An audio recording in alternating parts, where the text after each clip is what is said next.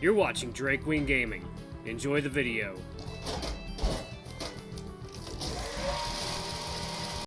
Hey guys and gals, Nary here from Drake Wing Gaming, and some of you mounts of the gaming drag today. I'm coming back at you another Let's Play episode of Moonlight Castle. So yeah, before we jump into it, just want to let y'all know that our Patreon is now for as little as $5. Y'all can help support the channel, get some awesome rewards like permanent access to our community Discord server and full access to upcoming not safe for work videos. Anyway else, go ahead and jump right back in. Alarm chain, you were up, and let's go. Alrighty. Have you ever seen him mad? No, though I've seen his not mad, just disappointed face, and it feels like being scolded by a mother. Both of us let out a chuckle, and soon I finished my grocery shopping. We walked out of the building together afterward. Then we made a stop on the sidewalk in front of the mall in order to talk with each other. I need to bring these home before the meeting. We'll have to part ways here. You can stop stalling now. That's unfortunate. Spending time with you is just so relaxing. Time goes too fast. He sat on a bench that was nearby, and he invited me to join him so that he could tell me the answer I've been waiting for. I have trouble sleeping. They told me years ago that it was insomnia, but I haven't gone back to check it again yet. It explains the baggy eyes you have. Do you take any medicine? Yes, sometimes. I try not to abuse it, but it's not that simple. Is that why you always keep your eyes closed? It's a lack of sleep. I'm so tired that I can't keep my eyes open, so I let them rest unless I really have to use them. My sense of smell and hearing ended up improving since I rely so much on them to know my surroundings. You made it sound cool, and you shouldn't have. We depend too much on our eyesight. I think it's cool that I can tell who it is just by listening to their footsteps. Okay, that's cool and all, but don't you still have trouble sleeping? You look tired all the time. It's manageable. People feel both tired and not tired at the same time. One eventually gets used to it. That's not entirely true. Any idea of the cause of it? He paused. His tired look was never too obvious to me, but now that he told me about it, I couldn't help noticing it all the time. Oh, that's a different pose. He looked at the sky and his eyes were fully opened once again. I don't know. I think maybe it's just meant to be. I'm fine with how things currently are. I raised a brow at him. What he said didn't make sense to me. I think that someone who was born with such a condition wouldn't find themselves able to put up with it that well. Do you like it? Huh? Of course not. What kind of question is that? Then you're not fine with it. Are you trying to sugarcoat the fact that you're in pain? Please don't lie to me. Blake went silent. Slowly he got up from the seat and pulled a cigarette out of his pocket. It's complicated. I didn't lie, but what you said isn't wrong either. The wolf then started to march, likely on his way back to Clyde. Blake! He came to a halt upon hearing me call his name. He turned around. His eyes were half hiding behind his lids, much like my face under my hat sometimes. Why don't we play this game again some other time? I'll ask you a question. You answer it truthfully, and then get to ask me something too. It was fun. Got me thinking. How he downplayed the problem, treating it as some game, pissed me off. I stood up and yelled after him. Fine! Next time we hang out, I'll get you to admit how you really feel. He grinned. Ah, yes, I love that energy. Maybe one day I'll ask you to pose for a drawing. Who knows? Later, Joel. Blake waved as he walked away, and I kept staring at him until the crowd eventually hid him from my sight. I grabbed my grocery bags and hurried home. The time of our appointment was fast approaching, and I was being way too slow. Thankfully, my apartment was near all the places that I needed to be. Seeing my pantry filled with actual food brightened my mood a little bit. All that work seemed to pay off now, and it was quite rewarding. I took a glance at my computer and skimmed the messages that I hadn't read, but it seemed that nothing important happened. Our plans remained unchanged. I took a moment to rest and charged up my phone before I headed out to Russell's. I wanted to arrive early and wait for the others to join me. This could be my chance to take a closer look at Russell's job and see him in action with no interruption. The bull didn't share much about his life, so I was hoping to catch a glimpse of it by myself. I wasn't sure what I expected to see upon arriving at the shop. However, it was definitely not what I saw. The bull was serving drinks to a couple of elders in the corner, and the two elders were being very playful with each other. There was a weird taste in my mouth when I saw that. After a light shudder, I shook it off my mind and sat myself in my usual spot, right in front of the bull. The counter was the only thing separating him from me. You're the first to come. I didn't have any classes today. Russell! An unfamiliar voice whispered from the back, causing the bull to immediately turn around. Second, y'all. Water time. Okay, that's literally a drop of water, okay? That's better. A little flat, but it's better. Okay. What are you doing here? You should be resting still. I could hear the owner of that new voice coughing, trying to speak, and Russell sounded worried. The bull pushed the other person back inside the room and followed him in. No, yes. Maybe next time. Yes. Food, yes. Fine. I could barely hear Russell's responses to the person, but I couldn't hear anything from the person the bull was talking with. As soon as the bovine returned to the counter, I asked him, "Who is that?" "The owner. He's stubborn and sometimes incredibly stupid." "Stupid?"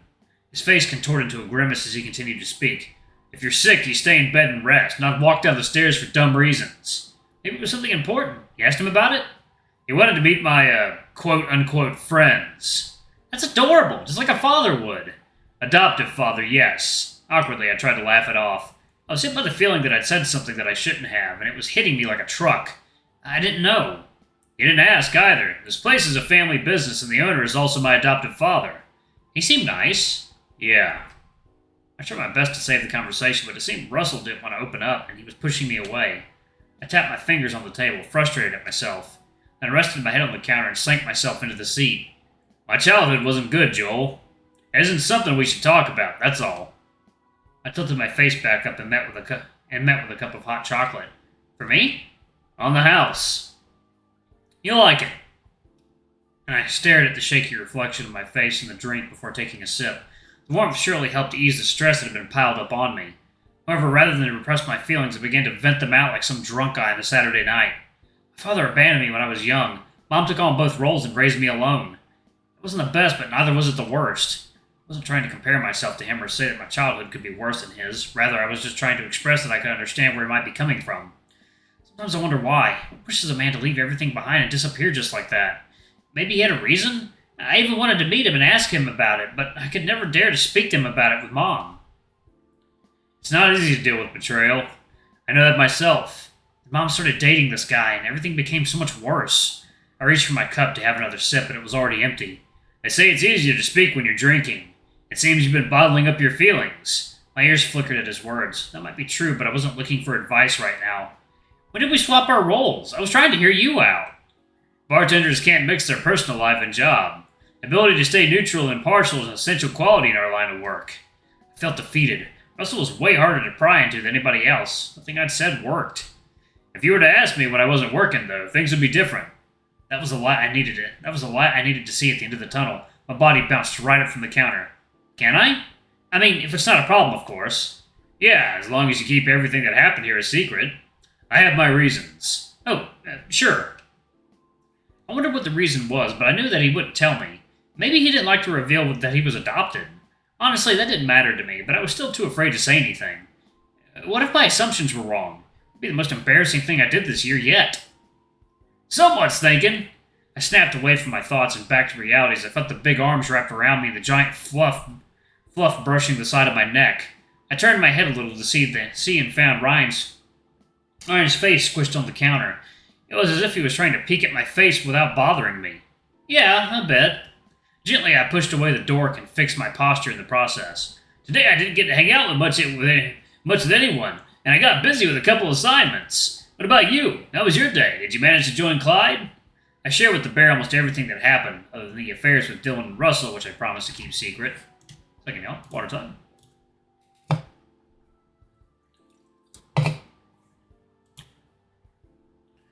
That's great to hear. It seems you had an amazing day. Did you save any space for the little Ryan, though? There's always space for my best friend. We don't leave anyone behind, right? Hey, that's what I say. I laughed, and so did he right afterward. Subconsciously, I leaned myself on his back. It was something that I always did. His coat was soft, cozy, and thick enough for me to comfortably sink into it. It was like a portable mattress of the highest quality. That tickles! Should I go to the restroom first and give you guys some private space? Suddenly, Liam popped in from behind us, and then out of embarrassment, I covered my face with my hat as soon as I realized how Ryan and I must have looked just now. We weren't doing anything. Ooh, excuse me. It's all my fault. I could hear that Liam was holding back a chuckle, and the next thing I knew was that he was trying to pull me away from Ryan's back. I can't take you seriously if you look like that. What's with all these weird shenanigans, anyway? Joel was feeling down, so he snuggled onto my back. I don't see anything weird about it. We're just being supportive and showing affection. The way Ryan described the scene made me unable to keep a straight face. It sounded so bad that I was only getting redder and more flushed, and Liam simply continued to just try his best to wrestle me out of my hat. The little dignity I have left in me was nowhere safe, it seemed. You should drop it before Joel pops like a balloon. All right, my bad. I wasn't sure why, but it looked like Ryan was also upset, and he was, for some reason, trying hard to hide the fact that he was upset. Did something happen to him during his day, or maybe he was pissed because of Liam? Oh, good afternoon, everyone. I'm now fully prepared to take on the cooking challenge. With Blake in tow, Clyde arrived at the shop, carrying a few books in the crook of his arm, and the wolf was holding bags that were filled with all sorts of ingredients. 3 of you, come with me inside. Everyone else, stay here. The kitchen isn't big enough for all of you and Ryan at the same time. I stood up and followed the men. I was the last to make it to the kitchen, as I was giving Ryan one last look. Our eyes met, but the bear just turned away and placed his body on the counter as I disappeared into the back of the shop. Once we were all in the kitchen, Russell began to talk. He was giving us instructions on every step, what to do and what not, but my attention was elsewhere. When the bull wasn't looking, I pulled out my phone and stepped to the side. Are you okay? I texted Ryan, and a response came rather fast. He must have already been using his phone. I think so. Maybe I'm tired. I know you, but Liam said bothered you, didn't it? A little. He doesn't know anything, and I just don't like it when people assume things about us without even knowing what we went through together. I don't think there was malice behind his words. Don't let them get to you. Yeah, I know. That's why I dropped it. Let's do something together later. What do you think? I'm gonna help Russell cook. It'd be nice if you could stay around a bit. Sure, sounds good to me. Are you gonna be okay then? I'll try, I promise. I put away my phone and, as I moved back, I met with Russell's glare, which terrified me. I don't appreciate being ignored while explaining things you need to hear. If you don't want to help, leave the kitchen. He caught me, and the heaven knew how long he'd been staring and waiting for me to notice. I took a nervous gulp. I knew that he was right to be upset, but checking on Ryan was more of a priority to me. I'm sorry, it was an important message. I promise there'll be no more texting. The bull turned his head and left the room. I wasn't sure what to make of it since I hadn't been paying attention to what he'd said. Don't worry, he's picking up something we need for the dessert. Everything is fine.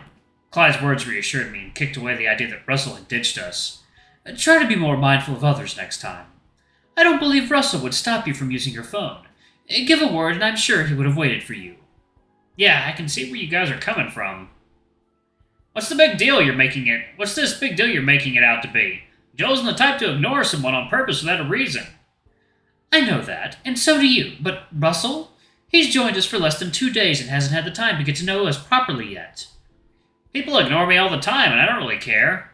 Clyde and I exchanged our worried looks. We were unsure about how to tackle what the lynx just said. That's not a good thing, Liam. Don't internalize that as a normal response. I can hear you out if you have anything to say. Second hill, water time.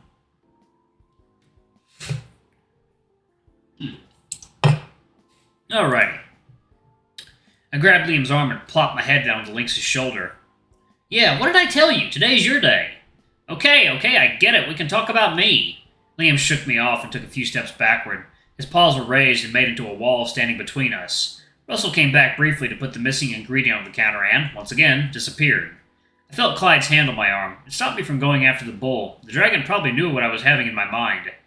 Let it cool off for now. You'll find another opportunity to apologize. He probably has his own share of thinking to do as well. I guess I'll wait until we finish making the dessert. Then the dragon was pulling Liam's arm. It seemed the lynx was trying to sneak away. You're not going anywhere. I give up! Quickly, Clyde summarized what I was supposed to do in our mission of making the dessert. Then we began the preparation into the tasks that were assigned to us individually. Everything seemed to be going smoothly until a certain step of the recipe proved to be an obstacle. Who's going to do that? I asked as the 3 of us stared at the package that Russell had dropped on the counter earlier. Those harmless eggs laid neatly inside the box somehow appeared daunting to us. Not even a single one of us dared to reach a hand out toward them. It's easier than we think, really. Then you do it. I could, but what if I hit one too hard? I'd hate myself for wasting such good food. Well, this whole cooking thing was Clyde's idea, right? So maybe he should be the one to crack them up. Upon hearing that, the dragon was paralyzed, and not even calling his name could snap him out of it. Seeing that, I then volunteered to grab the eggs, but Clyde suddenly jumped in to stop me. No, I have to do this. Alright, y'all, I'm going to go ahead and pause it right there. Thank y'all so much for watching. Don't forget to like, comment, subscribe, ring that notification bell, and check out our Patreon if you can. It always helps. Anyway, I love you all. I'll see you all in the next video. Bye-bye!